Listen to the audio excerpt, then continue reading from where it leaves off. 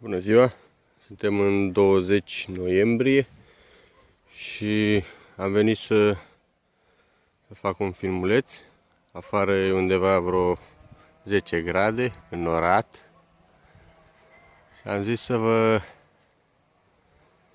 vă arăt și puțin la roii făcuți de anul ăsta. Sunt micuții așa, dar cred că o să fie ok până la urmă. Să-i vedem. Făcuți dintr-o ramă de puiet și o ramă de miere.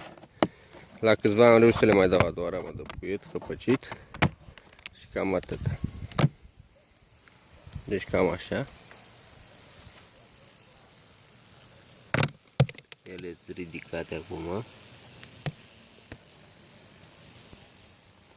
Aici la capăt am pus două bucăți de carton în dreapta, iar în stânga una pentru umezeală și cum știți, cartonul care l-am, celofanul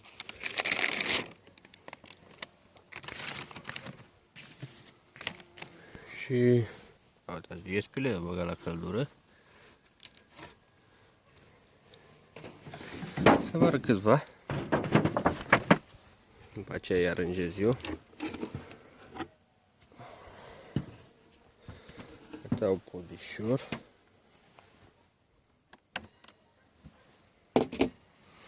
E mai greu singur.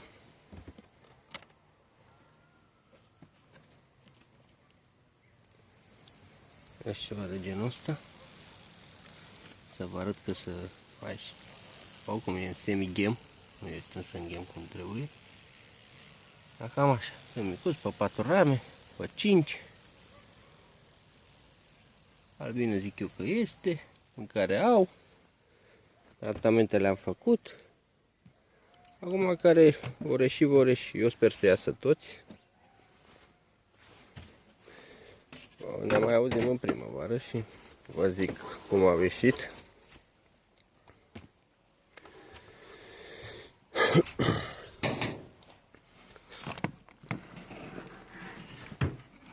Cam așa. Sunt cu folia de celofan și carton neavând podișuri la ăștia, oricum ăștia vreau să nu sunt vopsiți, nu sunt și vreau să-i schimb, oricum vreau să-i refac, nu sunt făcuți bine. Avem aici albul, am marcat matca și că-i de anul ăsta, uitați, la care sunt măcile, sunt roiurile de anul ăsta. Sunt și marcate, dar să mai șterg albul ăsta, să șterge după aia, în primăvară mai le marcăm din nou. Vedem cum sunt. Deci cam așa, ăștia.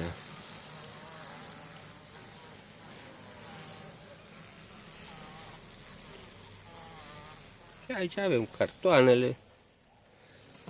Să absorbă umezeala.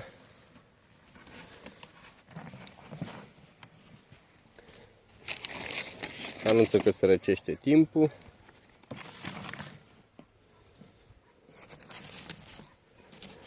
O să avem și puțină zăpadă.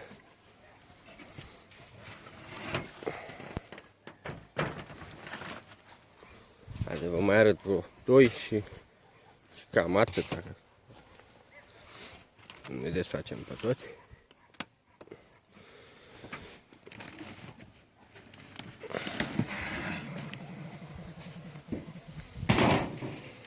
Avem fanta aici, celofanul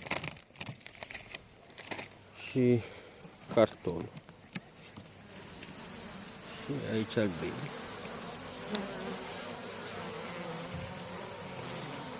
Așa cam asta.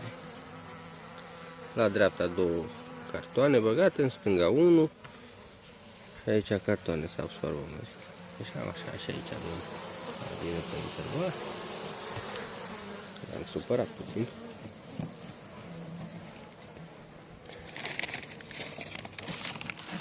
Vor băga ele înăuntru acum.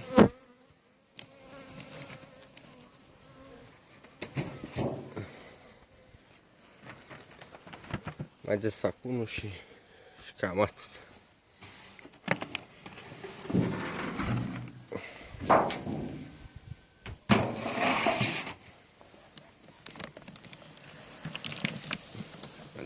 acolo în jos.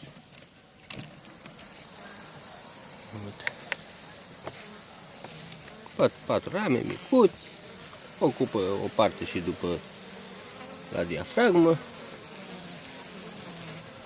Ăștia sunt. N-am reușit să facem mai bine, pentru că n-am mai putut să-i ajutăm din familiile de bază. A fost cu perioada aceea de n-a fost cules deloc. Familiile au slăbit și ele. Deci cam atât. Vă urez o iarnă ușoară și să ne vedem la primul zbor de curățire. Poate suntem aici și facem un filmuleț. Sănătate, un an nou mai bun și tot ce vă doriți dumneavoastră.